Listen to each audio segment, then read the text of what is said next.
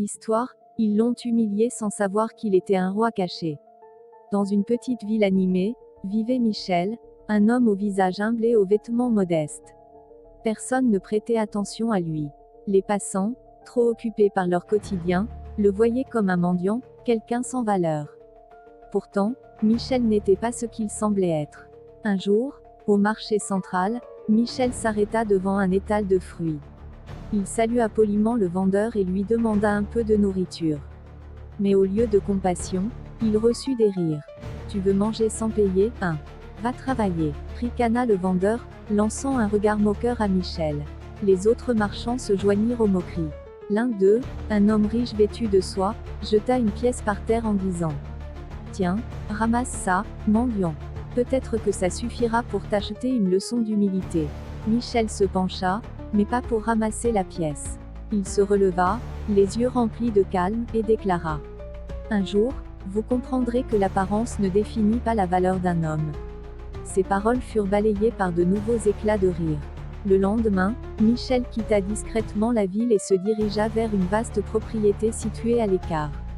À l'entrée, 2 gardes lourdement armés se redressèrent en le voyant. « Votre Majesté, bienvenue chez vous », dirent-ils en s'inclinant. Michel, le soi-disant mendiant, n'était autre que le dernier héritier d'une lignée royale oubliée. Pendant des années, il avait choisi de vivre parmi le peuple pour comprendre leurs véritables besoins. En entrant dans le château, Michel donna des ordres à ses conseillers. Il voulait inviter tous les habitants du marché à un banquet somptueux. Les invitations furent distribuées sans mentionner l'identité de l'hôte. Le jour du banquet, les marchands et passants se présentèrent dans la salle majestueuse. Ils étaient émerveillés par la grandeur du lieu. Mais leur surprise fut à son comble lorsque Michel entra, vêtu d'un habit royal. « C'est impossible, lui, » murmura le riche marchand, blême.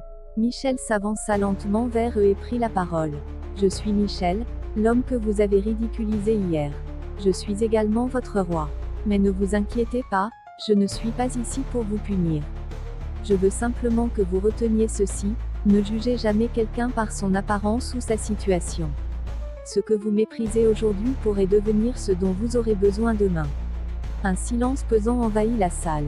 Certains baissèrent la tête de honte, d'autres avaient les larmes aux yeux. Le banquet se poursuivit dans une ambiance solennelle. Michel traita chacun avec respect et générosité, leur montrant que la véritable grandeur réside dans l'humilité et la compassion. Depuis ce jour, la ville changea. Les habitants apprirent à voir au-delà des apparences et à traiter chacun avec dignité. Et Michel, le roi caché, continua de régner avec sagesse et bonté, gagnant le cœur de tous ceux qui l'avaient autrefois méprisé.